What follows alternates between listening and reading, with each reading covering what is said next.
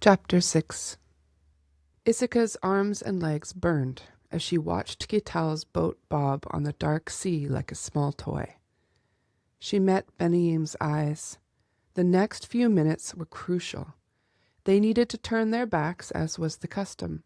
They needed to lag at the end of the procession. They needed to keep Iba beside them.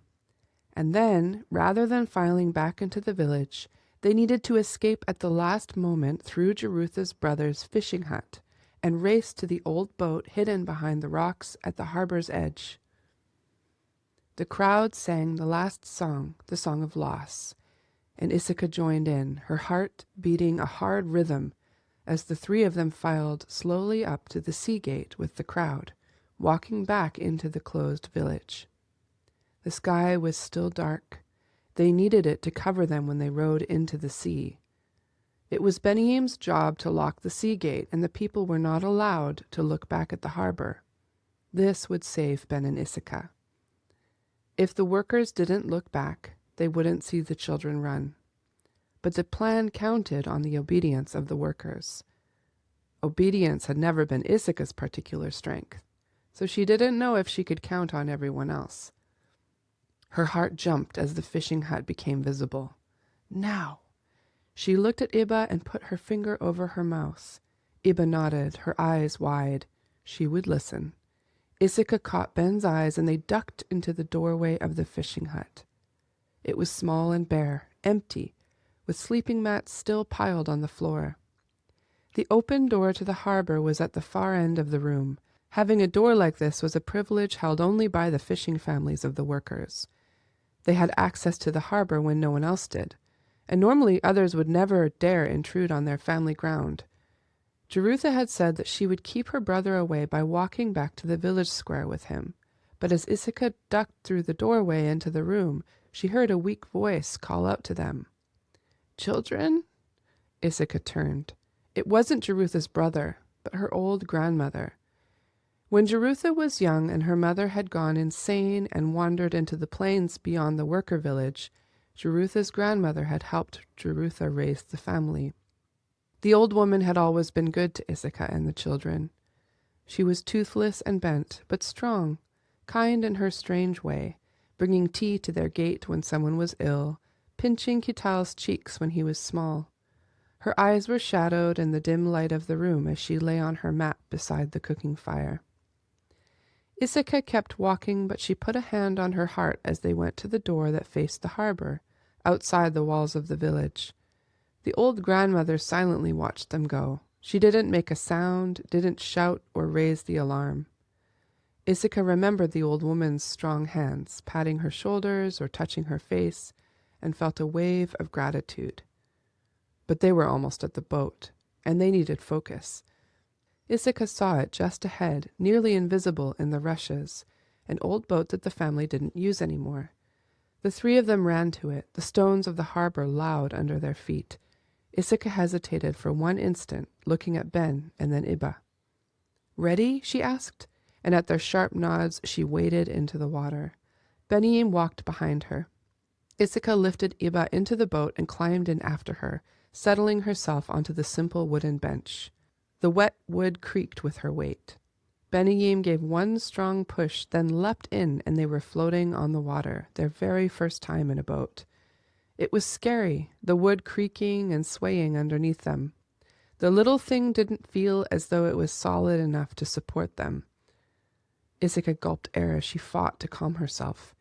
Jerutha had given Isika and Ben a short lesson in the garden. "You'll need to pick up the paddles, one for each of you, and grip them like this," she demonstrated, holding her two fists on the broom she carried, so that the backs of her hands were opposite one another. "Put one on one side of the boat and one on the other, and dip them in the water, pushing back against the water to pull yourself forward. It's not hard, but your arms will soon grow tired. Try to do it together. You will go faster. And you'll need speed if you're going to catch Kital's boat." Isika picked up the unfamiliar paddle and held it firmly in two hands. She worked hard at home and in the forest, and she had since she was small. She was strong. Beniyim was strong, too, from building and digging. 1, 2, 3, she whispered, and they dipped the oars together. Isika felt the push of the water against the paddle and tried to lean into it, to pull forward like Jerutha had said. She lifted her oar and circled it ahead, then dipped it again. She heard Ben do the same behind her. Iba was silent, sitting on the seat next to Isika. The boat began to pick up speed. Isika's stomach felt sick from all the energy and fear running through her body. She waited for a shout behind them, but none came, and they pulled the boat swiftly through the water, following the distant speck of Kital's sending boat as it disappeared around the rocks. Her arms burned, and sweat collected under her arms and on her back. The sky was growing lighter. Soon the sun would rise, and they needed to be around the rocks and out of sight when the harbor flooded with sunlight. Isika was breathing heavily, and she could hear ragged breath from Ben. "Where are we going?" Iba asked. She sounded as though she was crying. "To get our brother," Isika said, her voice strained as she gasped for air. The sky got lighter, and Isika could see the monstrous rocks that leaned over the opening to their harbor, like sharp teeth on guard dogs, sheltering the village from the fierce sea beyond. Isika and Ben pulled and pulled until they were even with the rocks. Behind her, she heard the shout she had been waiting for. It didn't matter. They were out. They paddled around the rocks just as she heard the alarm bells ring. Would the workers send the fishermen out after them? Isika didn't know. It would break the laws of sending. The seas were off limits until the next dawn after ascending, but then the children had certainly broken laws themselves. She had no way of knowing whether the workers would pursue them. She looked around wildly for Kital's boat and spotted it in the distance to the south. The sending boats traveled quickly, shaped like leaves to carry children who weighed almost nothing. They paddled toward him a while longer, and when they didn't see anyone coming, they sat back to rest for a moment. Isika gasped, amazement building in her as she looked around the boat. She had never seen anything so beautiful. Out here the sea wasn't gray, it was a deep, intense blue, and it swept into the distance, blurring at the horizon. Behind them and on both sides for some time were the rocks and cliffs that hid the village from the sea. Farther along to their left, to the south, she could see the faint outlines of trees lining the shores. "Again," Isika said to Benim, though they hadn't rested long. Without a word, he began to paddle. The sun was up now, lighting the water from their backs, showing sea depths Isika hadn't seen before. She felt fear and wonder, but she stayed focused.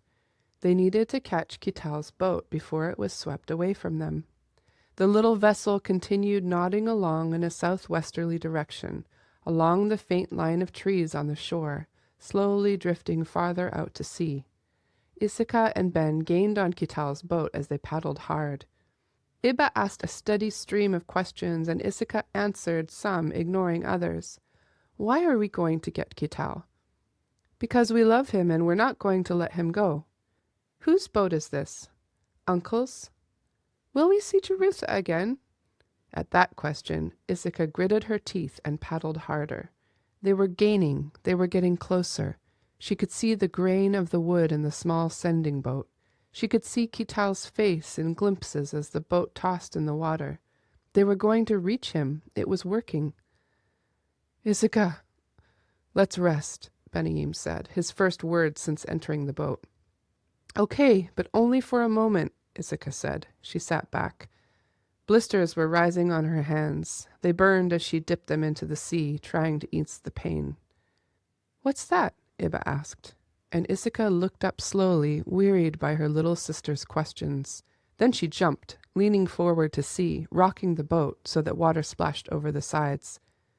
"Benaim," she said. Boats approached swiftly from the south, long, graceful boats with both ends curving upward. 2 men sat in each boat. Isika couldn't make their faces out. There was a strange mist around the sea vessels. She gasped. Sea animals swam alongside these new boats. Like fish, but larger, gray and smooth, leaping and diving. They were beautiful, but terrifying. Isika didn't know what they were. "Isika," Ben said, wonder in his voice, "what are those?" I don't know, she replied absently, trying to see the faces of the people in the boats. Then in a flash she realized what was happening.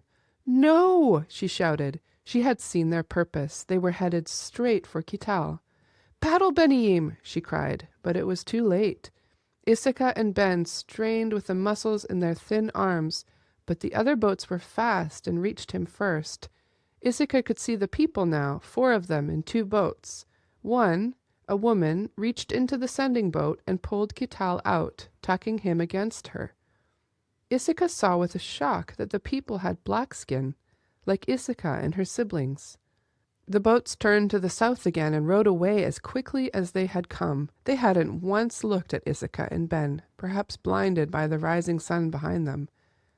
No, Isika cried again, and then she wailed and shouted and screamed, rowing against the small waves the boats had left behind, rowing and rowing, but never getting closer to the people who had taken their brother away.